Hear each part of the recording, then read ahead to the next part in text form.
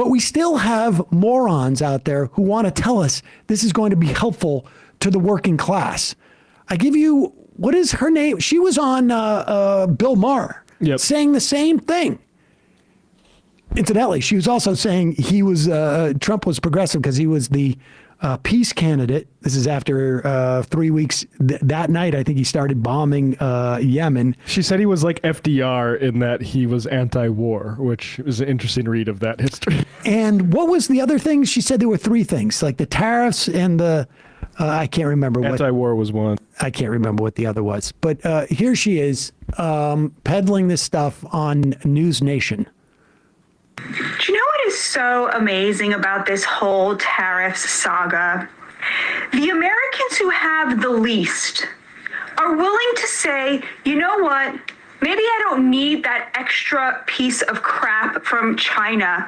Maybe I'm going to make a little bit less in my 401k. Pause it if for it 1 means instance. that my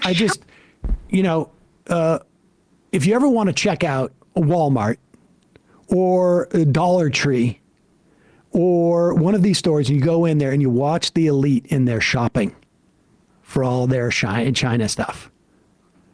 I mean, I would love to live in a world where we didn't have this level of disposable goods. But largely, I think there's a decent amount of research suggesting that one of the things that wealth inequality does is increase the hunger for low-cost goods that emulate living a luxurious lifestyle, because you're looking at incredible wealth and then you feel deprived. And places like Walmart, in some way, assuage that. But it's fascinating. She really must be amongst the people. Totes.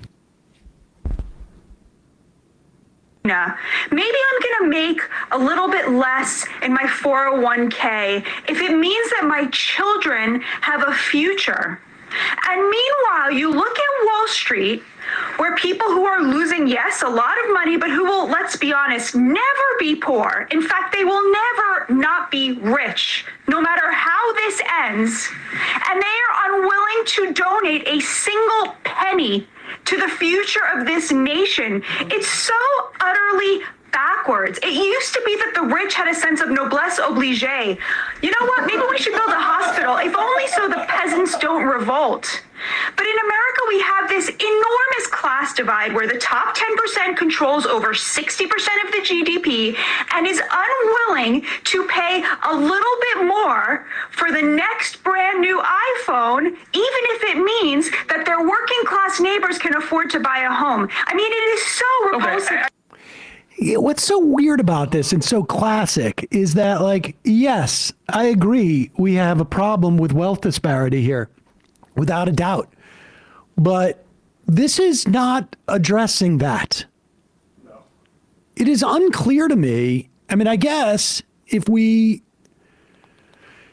devalue, I mean, part of the problem is we're devaluing the dollar. We are perhaps juicing inflation, and it's unclear to me how this is going to get the Fed to lower interest rates to allow for housing to be less expensive, or how rents are going to go down when all the inputs have gone up. It's unclear to me, like, where she gets from A to B on any of this stuff. What is this another one where she was doing? This is another one, yeah. This is with that guy Schellenberger, who is also a complete lunatic. Lunatic, yeah. What is his argument about this? He's just listening to her cook and nodding along to her, basically. There's a lot of fun stuff in this one here. It's infuriating. I mean, it's utterly infuriating. Our economic policy for the last 60 years was put in place by people who are too lazy to get out from behind their laptops. And so they imagine that nobody would want to work in a factory because they would rather die. Pause it for 1 second. Incidentally, both these people in front of their laptops as they say this. And I will, again, like reiterate, that story from a piece on Gary Cohn, I guess, who was Trump's economic advisor. The Bureau of Labor Statistics has actual data on this. And dollar for dollar, people want to leave manufacturing jobs if they can get a job like these two people have, or like I have, or like anybody in this office has. What people like about factory jobs was the union benefits. And the money, yes, yeah. The money and the union benefits. Here's a little secret. Coal miners don't love coal mining. It's just that it was the quickest way to ensure that your family had money. Because they'd get paid a lot because they'd pay in essentially their lives.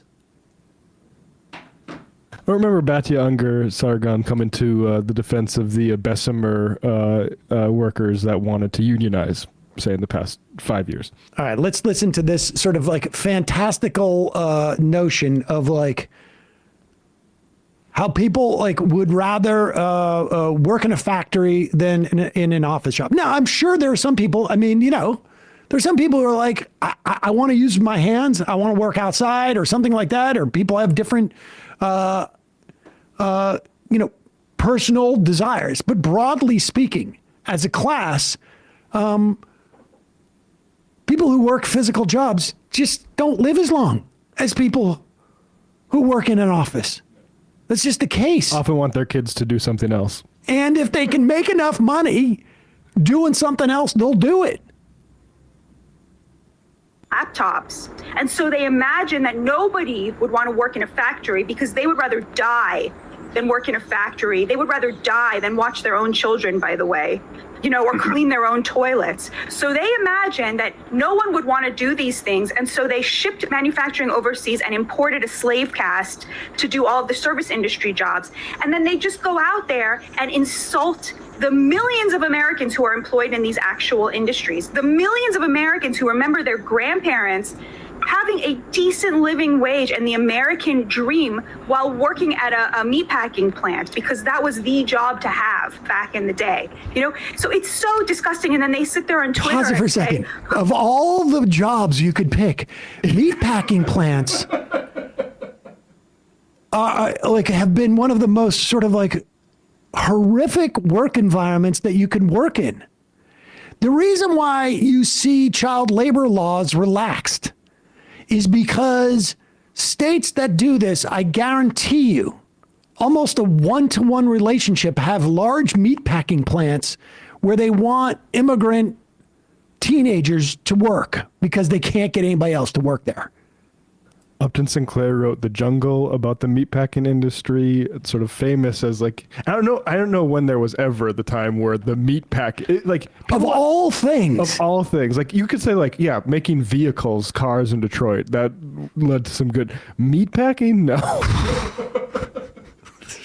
Does anybody really want to work in manufacturing? You know, from their from their $2 million homes that they were able to purchase, Michael, because they, through their policy, shoved the working class out of competition for homes, for an education, and for healthcare, right? So the top 10% now controls over 60% of our GDP.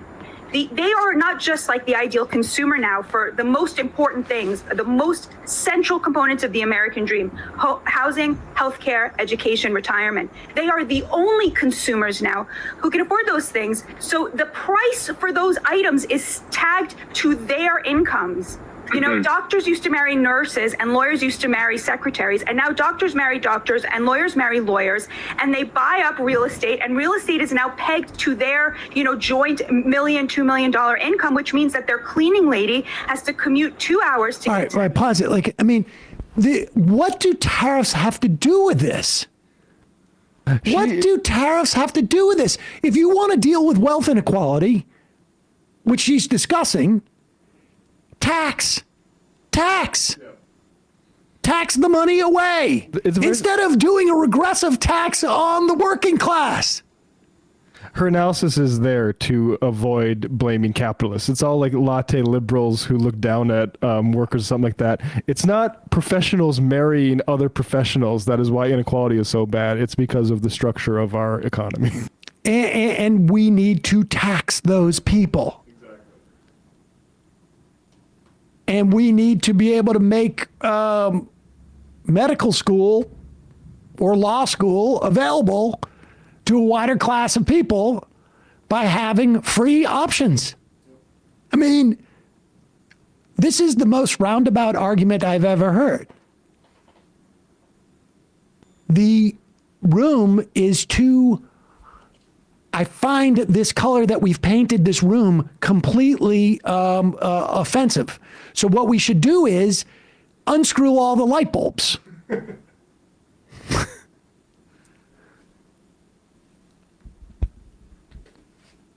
I mean, this is...